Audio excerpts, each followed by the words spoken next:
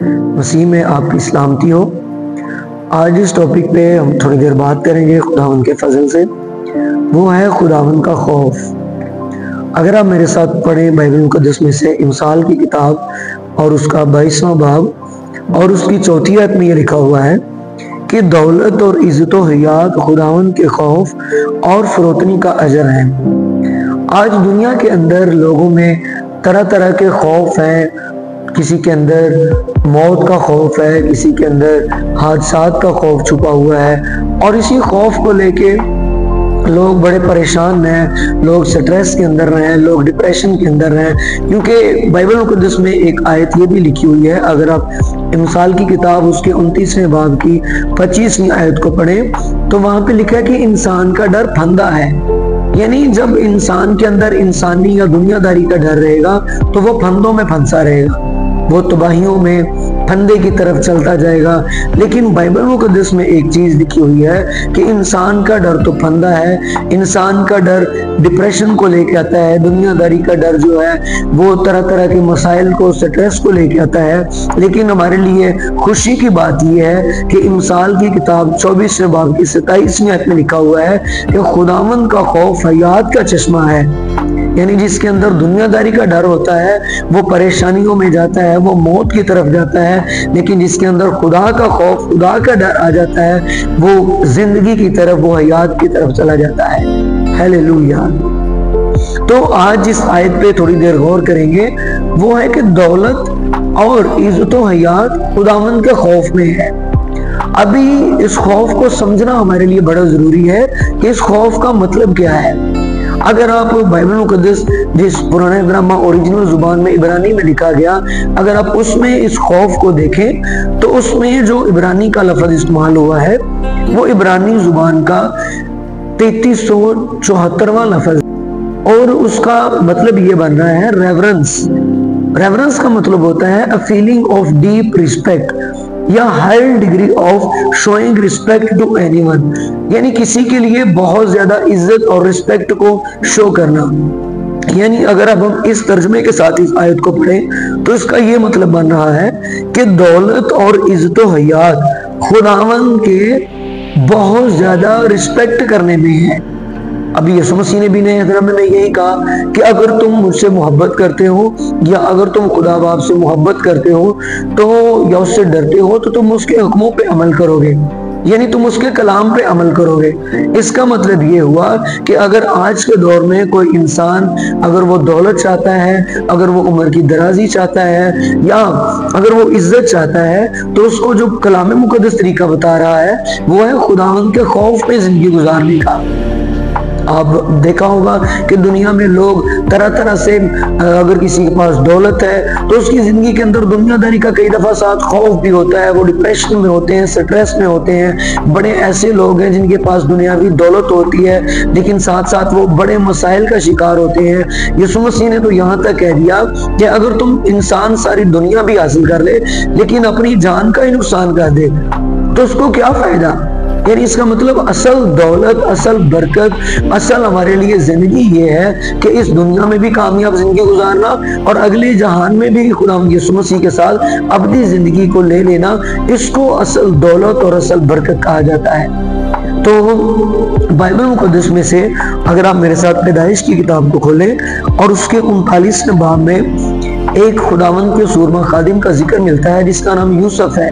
आप सब उसकी स्टोरी को जानते हैं कि यूसुफ जो था वो बेच दिया गया और जब वो बेच दिया गया वो मिस्र में पहुंचा दिया गया। वहां पे पोतीफर ने उसको खरीद लिया, उसने अपने घर में उसको गुलाम की तरह रखा। और बाइबल मुकद्दस में लिखा कि जब पोतीफर ने देखा कि खुदावंद यूसुफ के साथ है, जो भी वो काम करता है खुदावंद उसको हर काम में बरकत देता है, तो हुआ क्या कि बाइबल में लिखा है कि पोतीफर ने अपना सारा कुछ उसके हाथ में सौंप दिया।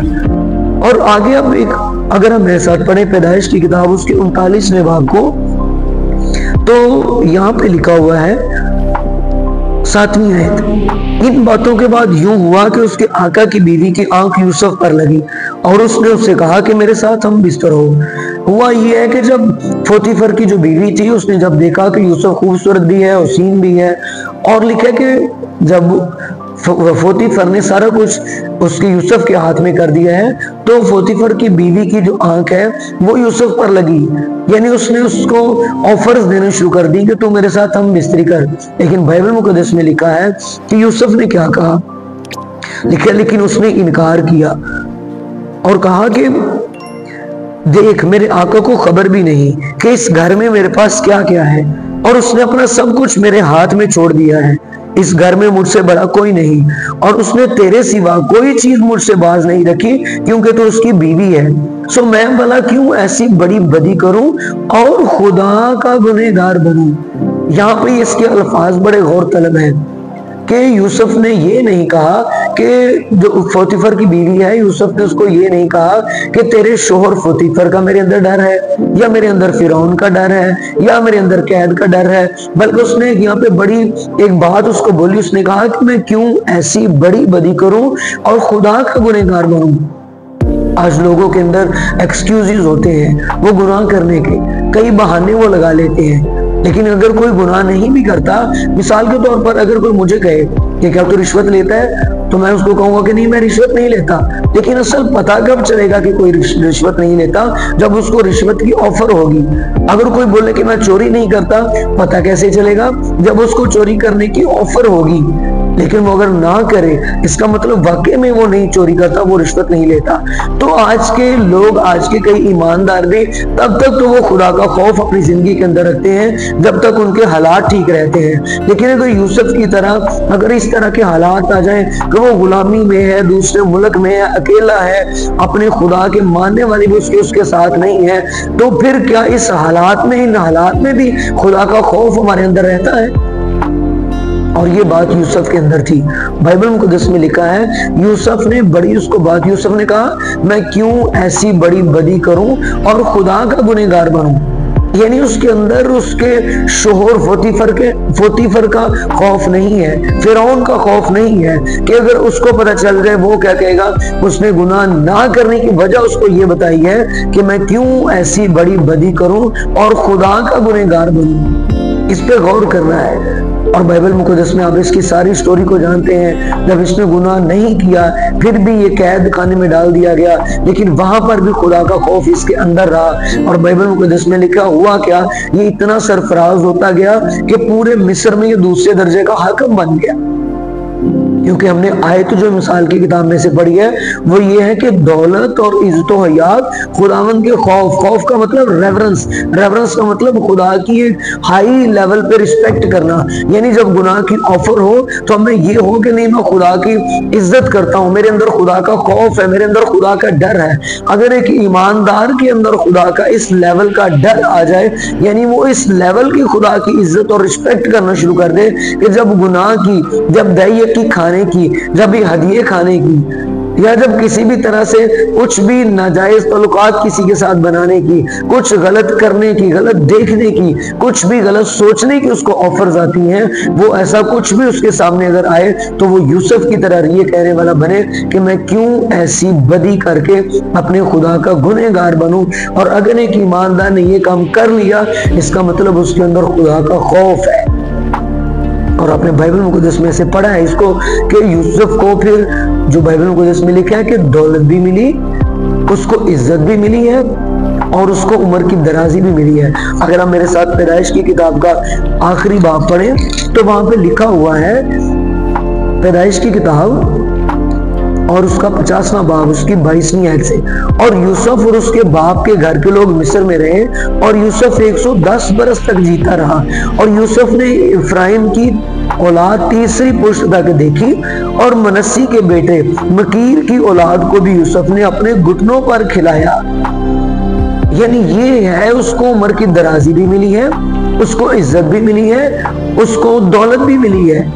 आज ये है कि जिस तरह एक सीढ़ी होती है उसके डिफरेंट स्टेप्स होते हैं, और खुदा चाहता है कि ईमानदार हर स्टेप पे कदम रखता हुआ वो ऊपर की तरफ, अपनी मंजिल की तरफ चलता जाए। लेकिन ईमानदार आजकल के बहुत जल्दी में होते हैं और वो बाज़ औक़ात क्या करते हैं, वो सीढ़ी के जरिए ऊपर नहीं चढ़ना चाहते, बल्कि वो डायरेक्ट नीचे से एक कदम रख के डायरेक्ट छत पे जाना चाहते हैं। ऐसा नहीं पॉसिबल। ईमानदारों, जब तक हम इस दुनिया में हैं हमें खुदावंद के खौफ में जिंदगी गुजारनी है। खौफ का मतलब हमने ये पढ़ा है रेवरेंस, यानी खुदावंद के डर में उसकी डीप रिस्पेक्ट को शो करते हुए जब कोई भी ऑफर आए, क्या मैं कुछ ऐसा देखूं, क्या मैं कुछ ऐसा बोलूं, कुछ भी मैं ऐसा करूं, तो याद रखिए खुदावंद का खौफ हमें अपने अंदर रखना है। खुदावंद के खौफ को अपने अंदर रखने का मतलब एक डीप रिस्पेक्ट खुदा के लिए शो करना, खुदा के वास्ते अपनी उस डीप रेवरेंस को, रिस्पेक्ट को जाहिर करना। और याद रखिए अगर हमारे अंदर ये खुदा का खौफ आ गया फिर बरकत हमारी जिंदगी के अंदर पीछा करती आएंगी। ये हवाला लिखा हुआ है मिसाल की किताब उसके 8वें बाब में लिखा हुआ है कि खुदावंद का खौफ बदी से अदावत है। यानी खुदा का खौफ असल में है क्या? जब आप बदी से दूर रहते हैं, जब आप गुनाह को नो कह देते हैं, जब आप सिन को नो कहते हैं, इसका मतलब आपके अंदर खुदा का खौफ है। ये बात लिखी है खुदावंद का खौफ है क्या? खुदावंद का खौफ बदी से अदावत है। यानी जब आप गुनाह को नो कह देते हैं इसका मतलब आपके अंदर खुदा का खौफ है।